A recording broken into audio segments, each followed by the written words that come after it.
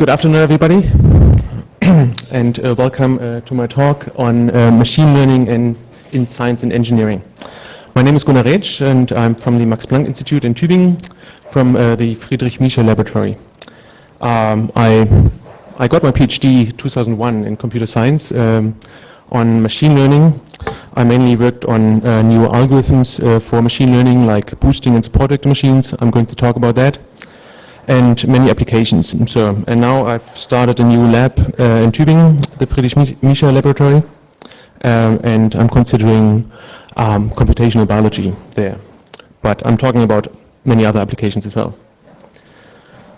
Okay, so I'll start with some motivating examples, and after that give some background on machine learning, then talk about boosting and support vector machines. And finally, give some applications. I have many of them, and most likely I'll go over time or have to stop earlier, but let's see. The rationale behind this talk and maybe machine learning in general is that we would like to let the computers learn to automate processes and to understand highly complex data, like genomic data or general sequence data.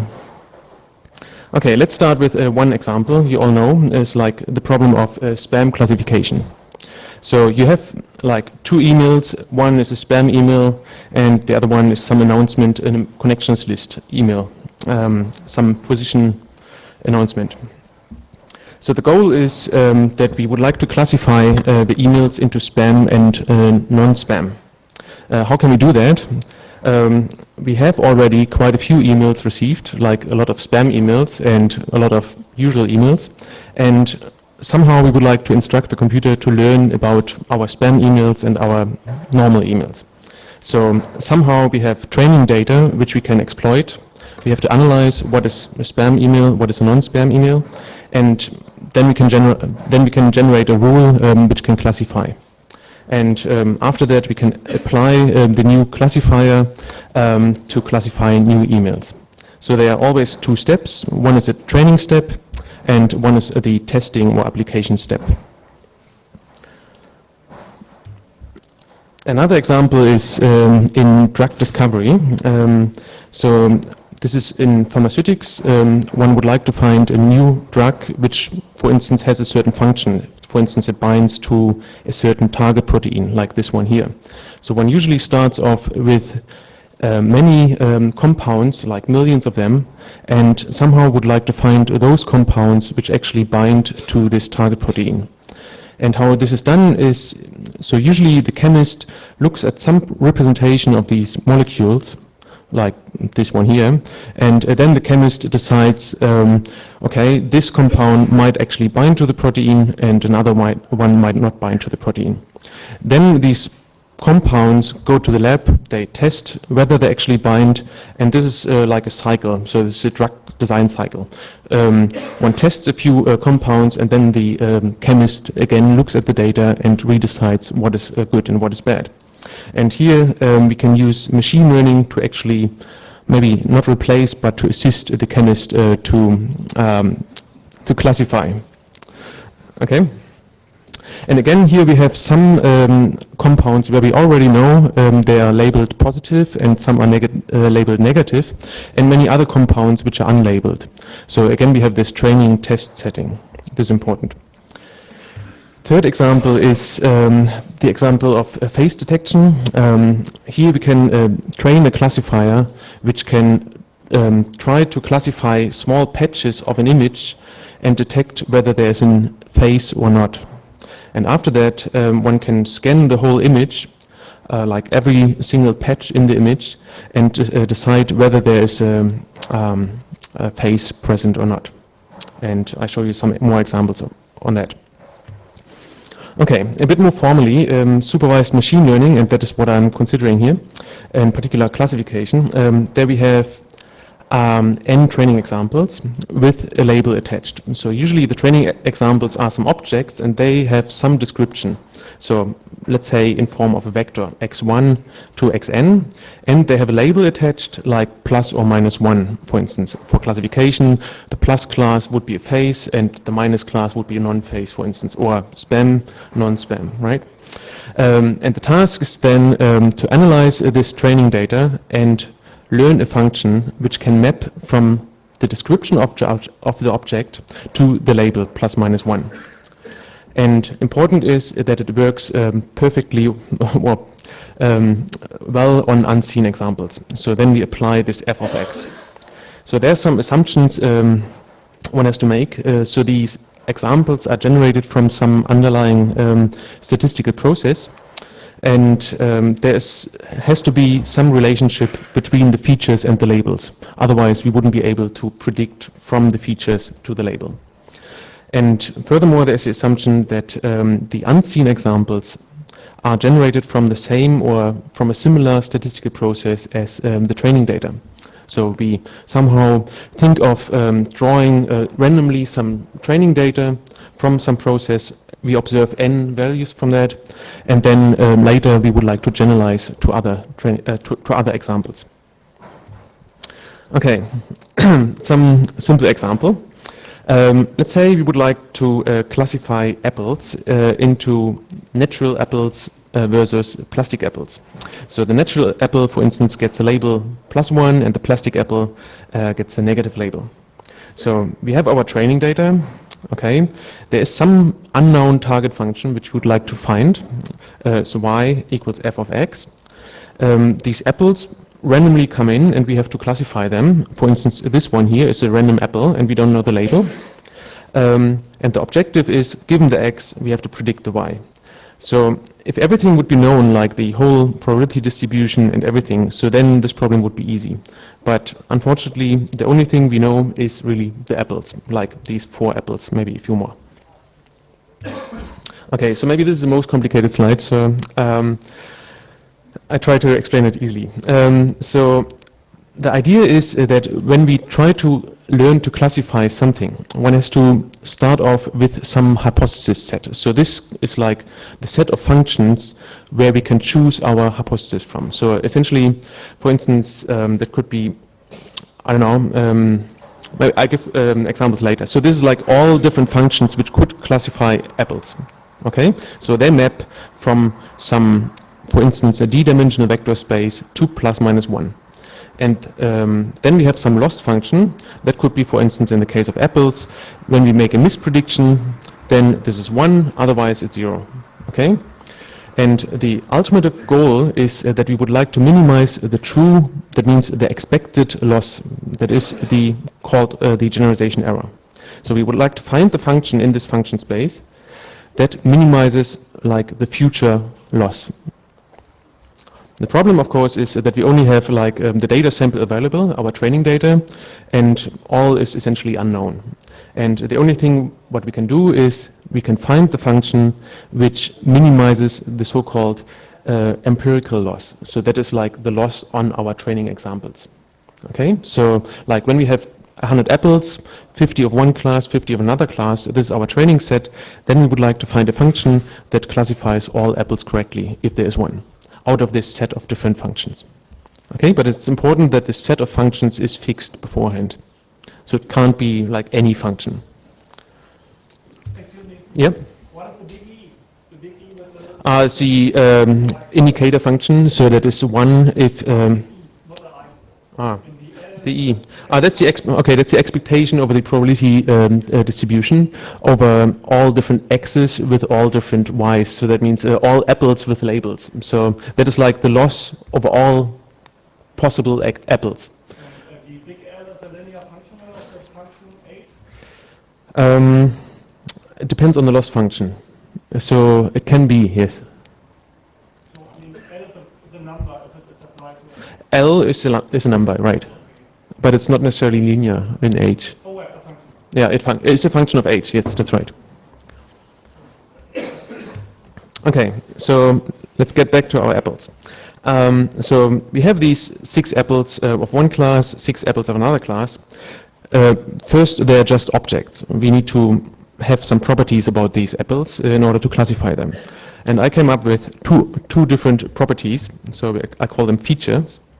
The first feature is how red the apple is, so like on this axis, and then how light the apple is. Okay, so for instance, this apple here is not particularly not particularly red, but it's pretty heavy. This one here is also not red, but it's not so heavy.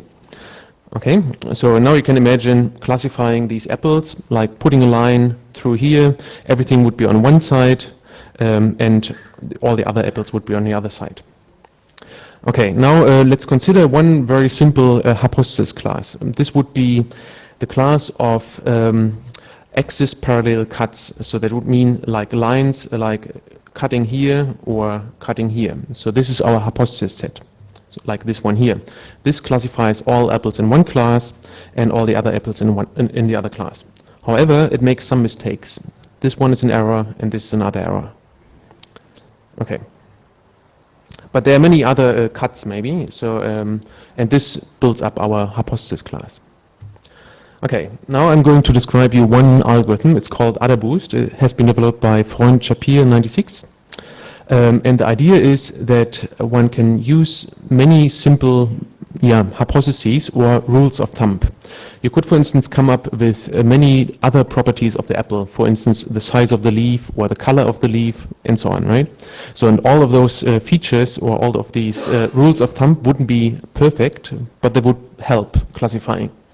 And the idea of AdaBoost is to combine those rules of thumb and to increase the accuracy.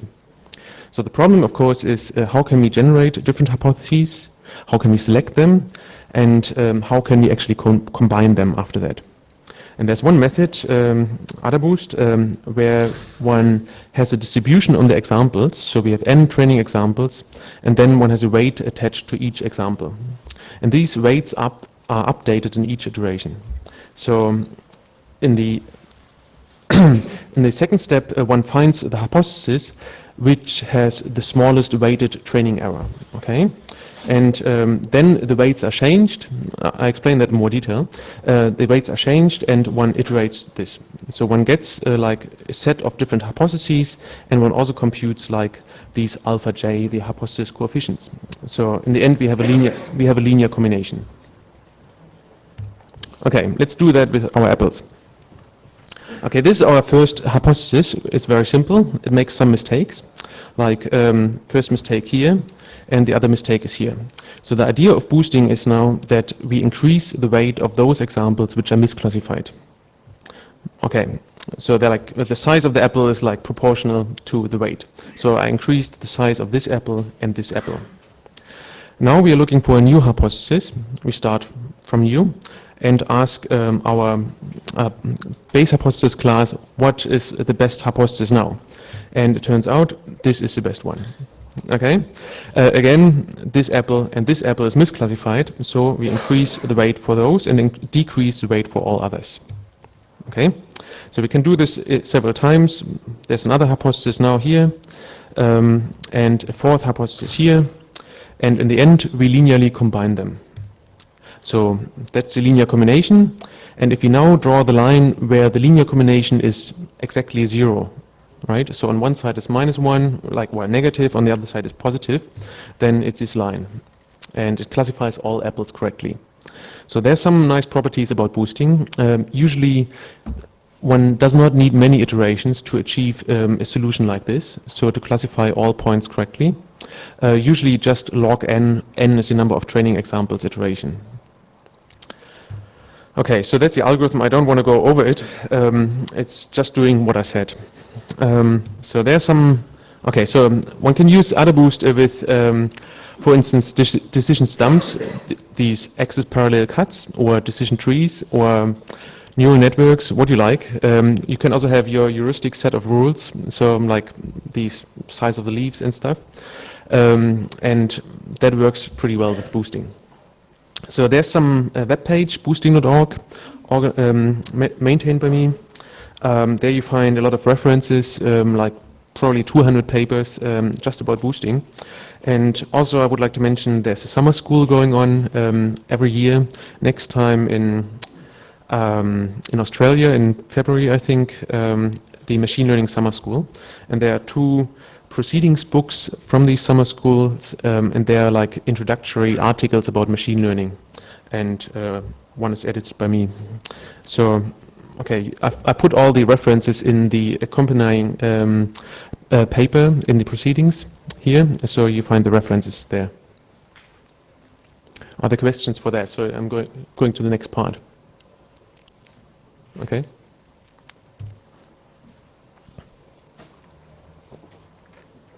Okay, let's start from the beginning. Now it's another algorithm, another explanation. Okay, we start off again with some data points, our objects, which are somehow represented in a two-dimensional space in this case.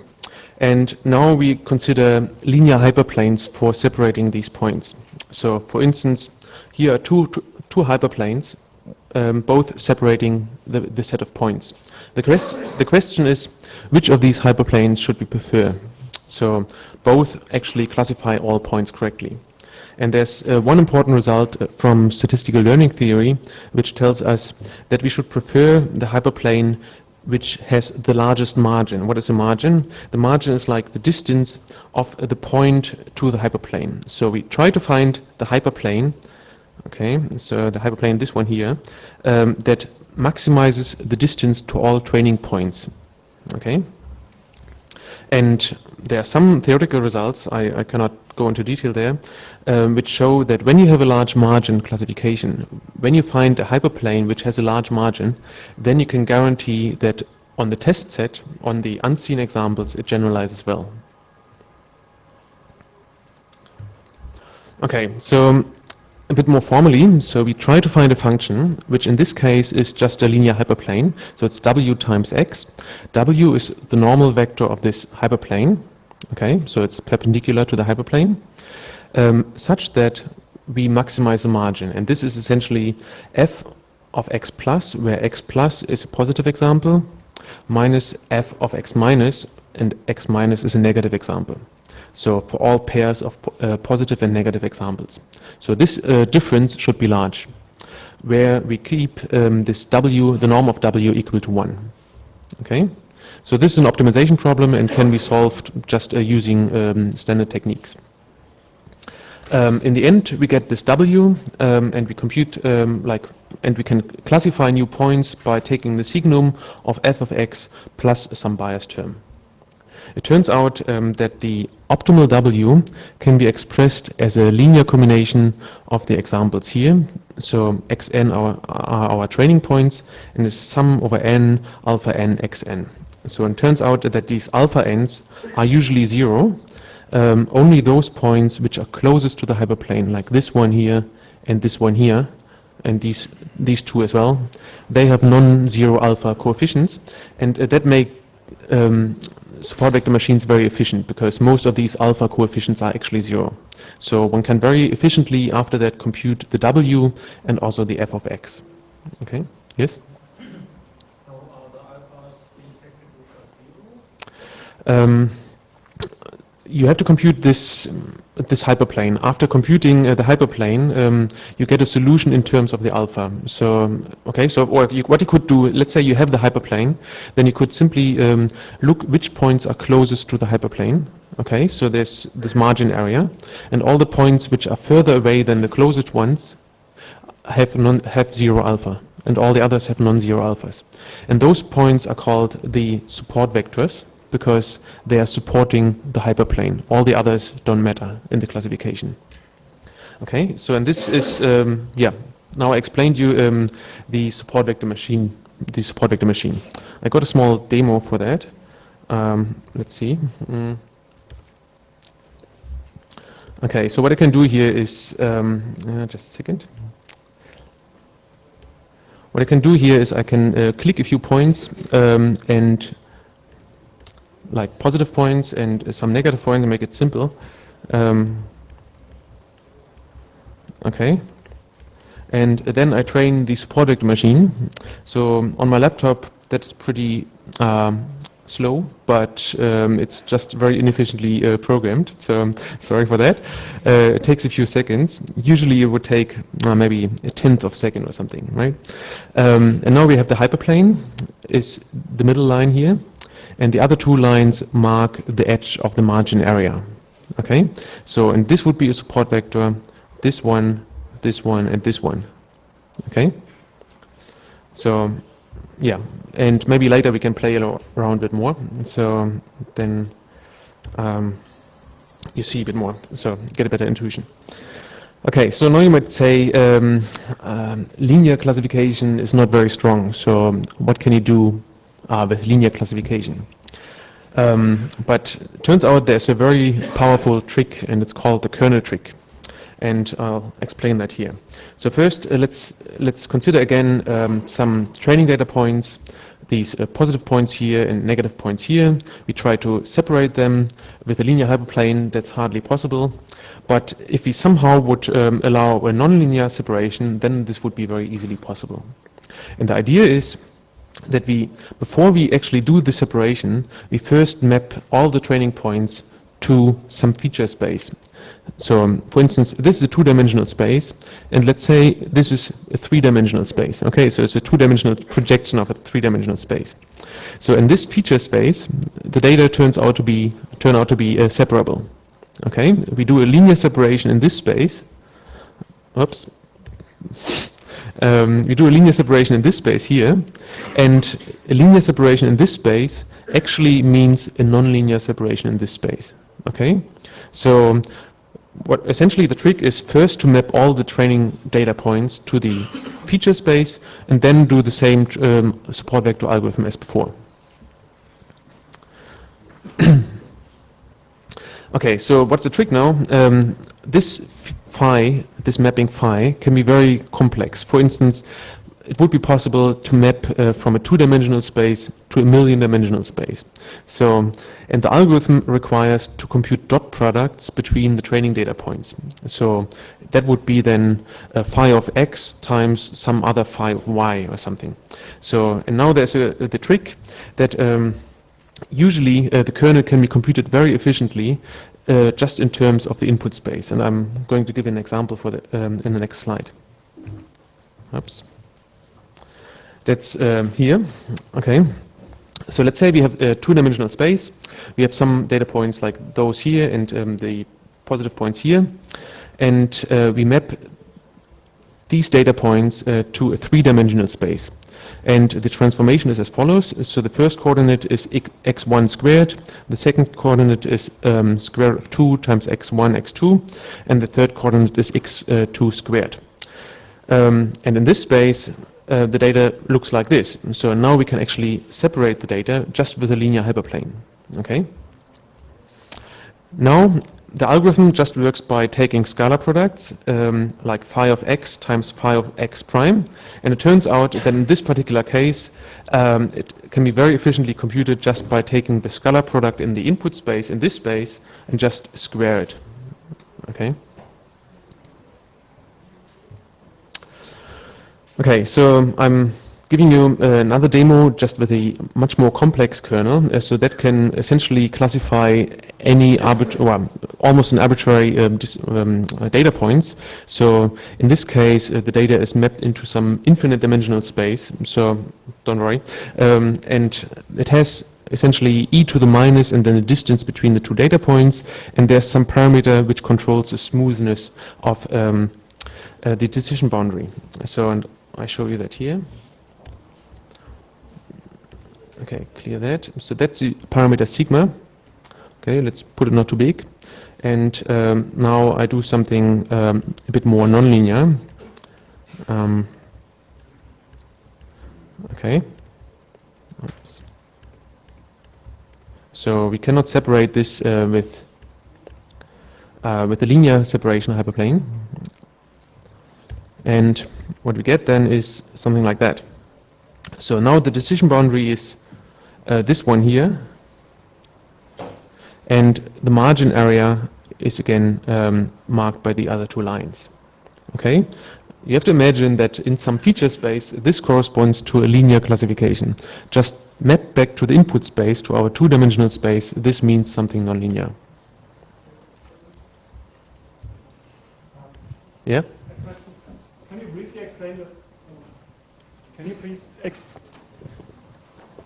you please explain the relationship between the mapping from the input space to the feature space and the kernel? You didn't mention it at all. It just stands side by side. So I thought it's complicated. So, okay, so So essentially, the algorithm here, so this support vector algorithm, works only in terms of scalar products between training points, between any pair of training points like x and x dash. So essentially, when you work in the linear input space, right? So then the only thing you need is a computing scalar product between any pair of points. So it's a big matrix. Okay. So when you now map the data into some, when you now map the data into some feature space, then you need to compute phi of x times phi of x dash. Okay. And one simply replaces this scalar product by some kernel function. This is x of k of x and x dash. So this kernel function has to satisfy certain properties I don't want to talk about, but usually it is sufficient just to write down a function like this one here, so this Gaussian kernel, and this implicitly corresponds to a mapping into some feature space, but this mapping I don't need to know necessarily. And the value of big phi is Yes, yes. So this could be like in the case of the Gaussian kernel, that is an infinite dimensional vector. Okay, so when I increase, for instance, the sigma, this smoothness parameter, then we get a smoother decision. So, but it doesn't classify all the points correctly. So when I decrease it, then we get a much less smooth decision boundary. Most likely this won't generalize well, whereas this one will probably generalize pretty well to new points which I may draw. Okay, so it turns out that there are many other algorithms which can use kernels. Essentially, any linear algorithm which can be expressed in terms of scalar products, and also one can design specific kernels for particular applications. Like I'll speak about briefly about sequence analysis, like when analyzing the human genome. Then one can design specific string kernels, for instance, or I'll talk about like digit recognition. So then one needs some specific kernels which use local correlations in the pictures. So, and there are tons of different kernels for different applications. So there's one book, or actually there are several books, but let's take this one. This is written by Bernhard Schölkopf and Alexander Smoler.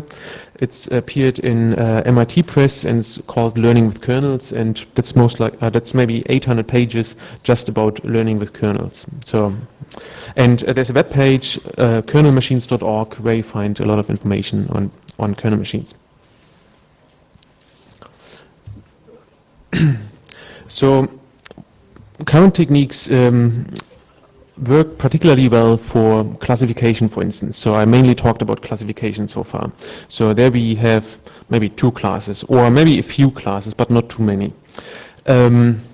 So those algorithms are theoretically and also algorithmically very well understood. So you have algorithms like the support vector machines, which work with 100,000 or 1 million examples and can still learn very efficiently.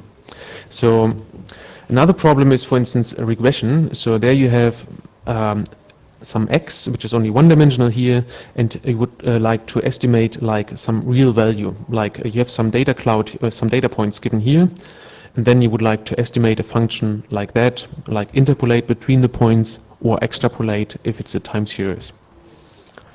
A third problem is the one of novelty detection. You just have a given a cloud of data points, like those here, and some points are outlying, okay, so those here, and you would like to identify those points. For instance, simply by drawing a circle around it, it would solve this problem in these 2 dimensions. However, in real-world applications, it's usually not sufficient just to look at the data, because it's not 2-dimensional, but 100,000 dimensional. And then it's much harder to find those circles around data points. So the bottom line is that machine learning at the moment works very well for relatively simply structured objects like vectors in some vector space with simple properties. So for instance, the class label is just plus or minus 1 or some real value. So current research includes classifying complex objects, for instance, an XML page, is something which is not very well suited for machine learning techniques at the moment. Other cases are when you have many classes, like millions of classes, but only 1,000 examples. So then it's really hard to learn something. Then there's another case, it's called active learning. So when the learning setup is slightly different from this training test setting. And something I was working on is prediction of complex properties. So the label itself is complex. Okay, so are there questions to the kernel machines part? Okay. So there are actually many applications of that, and I'm going to mention a few of them. But what's the time? I don't know. Okay. Good. So I'll start with some results on handwritten letter or digit recognition, and then essentially apply the same technique to face and object detection in natural scenes. I'll mention a bit more detailed the brain-computer interface that is being developed at Fraunhofer First in Adlershof. I personally was not working on that, so I'm sorry if I'm telling nonsense, but I find it very interesting. I'm working on gene finding and drug discovery. Other people at Fraunhofer First work on intrusion detection systems, but I think I won't have time to talk about that much. And that is an unsupervised problem. And another problem is what I mentioned already, like spam mail classification is essentially the problem of document classification. At some point I worked on some non-intrusive load monitoring system for electric appliances. That is an application where you measure like some information at the household main power connection, right? And then you can actually classify which of the devices in the household are switched on and switched off, right? So like the TV is on or the air conditioning system is on. So you don't need like an intrusive measurement in the household. You can classify with high accuracy just by measuring outside. Another project I've been working on is company fraud detection together with KPMG. So important cases are like Enron, and KPMG is very interested in finding out in which companies there's actually going to be fraud. So, and they developed some questionnaires, like evaluating the situation in the company, and then based on these questionnaires and the labels, which we got for maybe 100 cases, we could classify with 95% correctness whether there is going to be fraud in this company. So, like somebody stole money or something like that. So another application is like fake interviewer identification in social studies. So there are big companies like, so there are companies like paying other people to interview like families about their social behavior or some opinions or whatever. And usually these interviewers are lazy bums and don't want to do the interviews, and they simply fill out the questionnaires by themselves. And there are very efficient methods for actually finding out which interviewers faked their protocols and which not. Very efficient. I just want to mention two other applications a few colleagues of mine worked on. One is some optimized disk caching strategy. It's essentially a combination of several methods like FIFO or least recently used or whatever. So, and on the fly it optimizes the combination of different disk caching strategies and achieves much better hit rates than the usual caching strategies. And another problem is the disk spin down prediction for mobile computers. So based on the current usage patterns, does it make sense to shut down the hard disk or not? Okay, so first part is now some handwritten character recognition. So that is a benchmark data set that contains 60,000 training examples and 10,000 test examples, and there are digits like those here. They are 28 by 28 pixels, and you see they're readable but not perfectly readable. There are some cases like this one here is a 0, but sometimes they have much worse cases, and they're pretty hard to classify. So, and one can use, for instance, a support vector machine with polynomial kernel, and I explained a bit this polynomial kernel before. And essentially what this polynomial kernel is doing, it considers all d-th order correlations of all 28 times 28 pixels. So it's like 700 something pixels, and it considers, for instance, all 10th order correlations of all different pixels. So this is like millions of different combinations. And in this feature space, the data is very well separated, and one can actually classify this very well with this kernel. And also it's very efficient. The only thing what you need to do in order to compute this kernel is doing, yeah, maybe 700 operations, although it's actually classifying in a million-dimensional space. So, so we have some results here. So like the first result, okay, so a usual linear classifier is pretty bad. There's some other method, it's called nearest neighbor method, is also pretty bad. Then the SVM with this simple polynomial kernel is also is already pretty good, so 1.4%. Then there are certain improvements. One is using boosting, what I explained, it's boosting neural networks. It goes down to 0.7% misclassification error rate. And then there's some extension of support vector machines, which is currently holding the record with 0.456%, obtained by DeCosta and Shilkov in 2002. So the same technique can be essentially applied to detecting faces in some natural scenes. So we have a classifier based on some patch. It classifies whether this patch contains a face or a non-face, right? So the problem with these methods is, although they are already pretty fast, one has to search like the whole image for those patches. And there are actually quite a few patches. So you have to look for all different possibilities of putting this patch somewhere. And then you need to classify, does it contain an image or does it contain a face or not?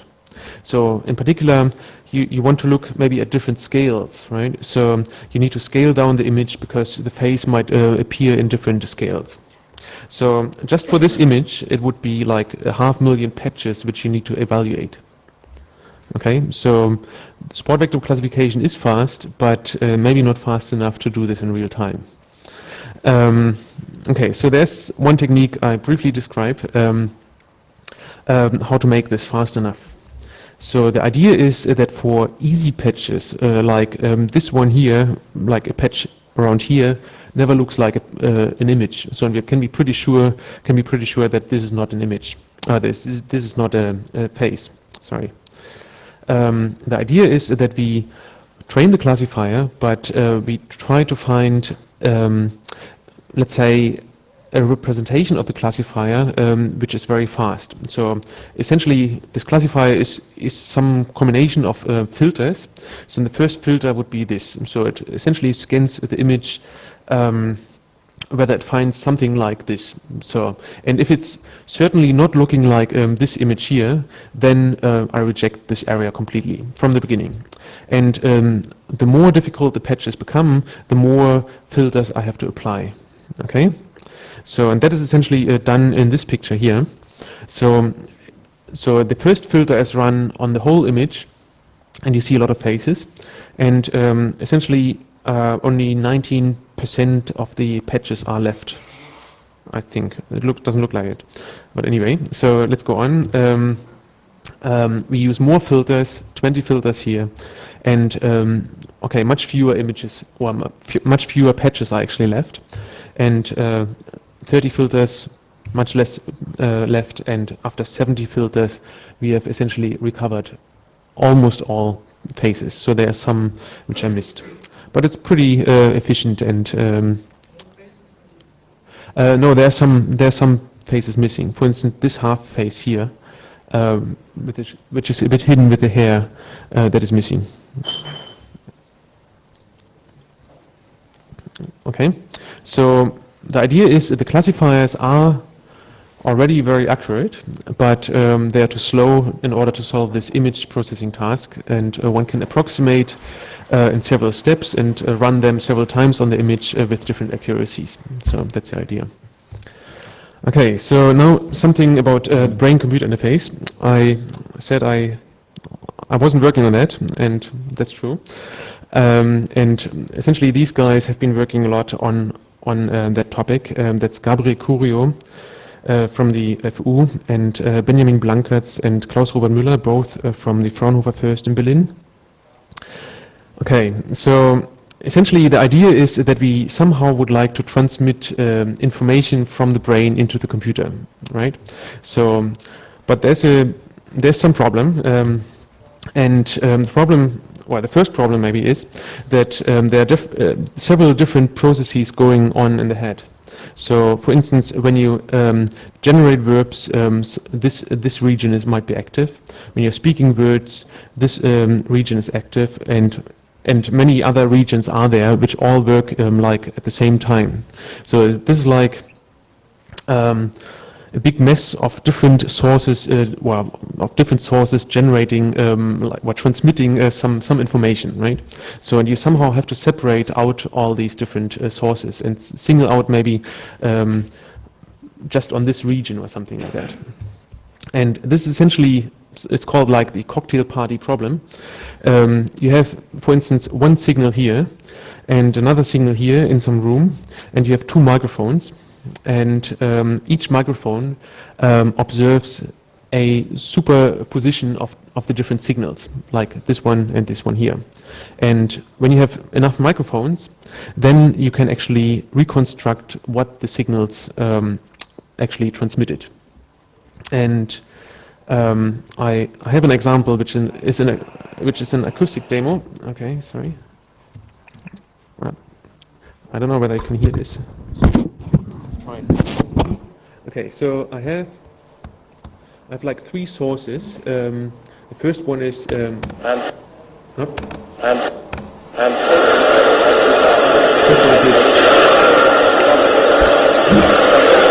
it's a big mess. So essentially here don't hear anything. So all the other three sources, no. So these are the mixtures already, right? So the three mixtures are pretty bad. So this is essentially the same.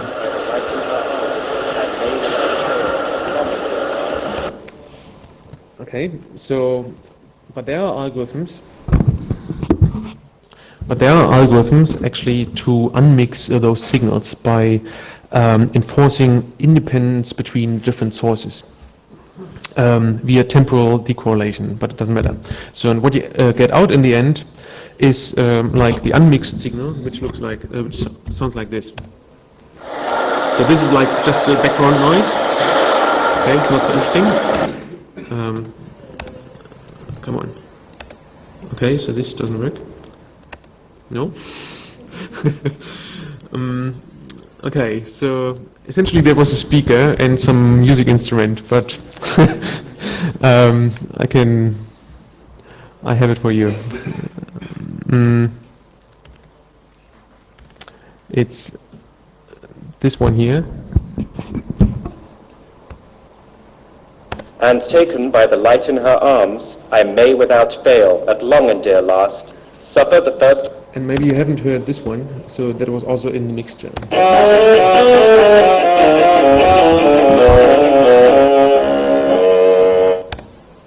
So essentially this kind of algorithms are applied to unmix the different signals which are emitted from the brain. And, oops. Okay. Okay, so now, so there's different things happening in the brain. So, and the group in Berlin uses some electrodes on top of the head. Like this one here contains 27 scalp electrodes, and and some other electrodes like EMG and EUG, but it doesn't matter. So what we get out is essentially some time series at each of these different electrodes. So some electrophysical potential, which comes out here. So the red line is like just over time before actually something happens. And what they usually do is the subject imagines moving the left or the right hand, but it's actually not moving it, it's just imagining moving it, right? So the idea is that based on this imagination, one tries to classify whether he moves the left or the right hand. So, and that as early as possible. So like the imagined move time point is like here at 0, and one can actually classify that already before he actually imagined it. So that's like the setup. The human imagines different things, has his task, then we get the brain signals, so like the EEG signals, then they are pre-processed, like these source separation algorithm is run.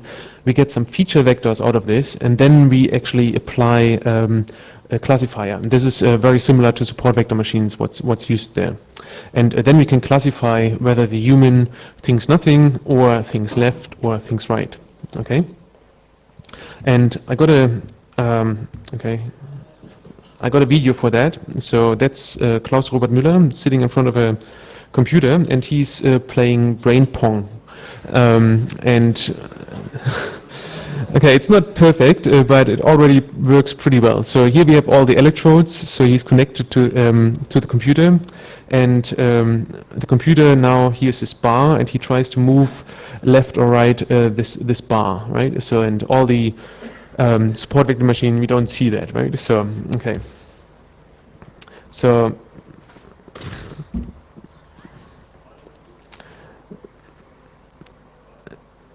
So he's doing pretty well, not perfect though. So for instance now, so it was a bit late again. But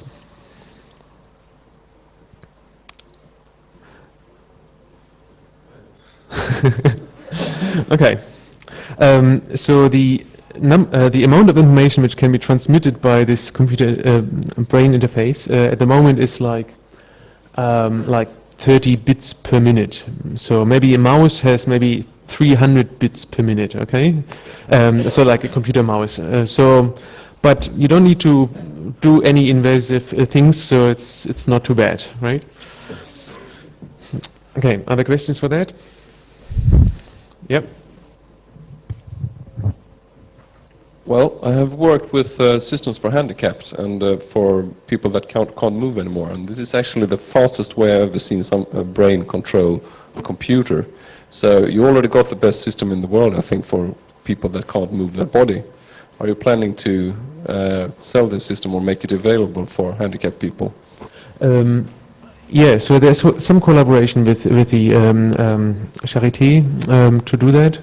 I'm not personally involved, but I know there are collaborations. So I don't know, these systems you're talking about were invasive or non-invasive? No, things like detecting brain waves like you do here, but this is actually the best one I've seen so far. Okay. So it would be nice if you could get it out fast, because there are lots of people that could be helped. Okay, yeah, maybe we should talk Good about work. that. Good. Okay, so my main work at the moment is like trying to understand the human genome and also other genomes. I mainly work on a small worm on, it's called Cynohaptitis elegans, and I try to find genes on the genomic DNA. So, for instance, that one here is a part of the DNA. This is one side, and this represents one gene. So a gene has a certain structure. There are exons and there are introns, and these introns are actually removed in the course of splicing, and in the very end one gets a protein out. Okay, so now there are different signals on the DNA which can one can detect, like this one here, that is the region where the translation starts. That's where the protein translation starts. Okay, and that always is some ATG here. There are other regions like the boundaries between exons and introns, and that always contains a GT, and the intron exon boundary always contains an AG. But there are of course many AGs and many GTs and also many ATGs. So, and not every of these every of these positions are actually translation initiation sites or splice sites. So now one task is to actually identify those sites. One work which is a bit older, I did in 2000, I think, together with Alexander Zien and some other guys in Berlin, is trying to engineer a support vector kernel which is particularly well suited for recognizing translation initiation sites. So essentially what you do, you have your nucleotide sequence, you plug it into the SVM, and this SVM decides whether a certain ATG is a true translation initiation site or not. For instance, this one here, so this one here is a false one, and this one is a true one. And how does this work? Essentially, we have a sequence like which contains ATG, and we cut out, or we actually consider all positions which contain this ATG. And then we cut out the ATG, get a new sequence which just contains 200 nucleotides, and then we put this sequence into a vector space. So if there's an A, then we put a 1 into a certain position. If there's C, we put a 1 in a different position, and so on. And this leads to a 1,000-dimensional space in this case. So, and then we can again use our support vector machine in order to classify true ATGs against all the other sequences. What is N? Pardon? What is N? N is like an unknown, where the sequence is unknown. So, yeah. Could also be filled up maybe with random letters.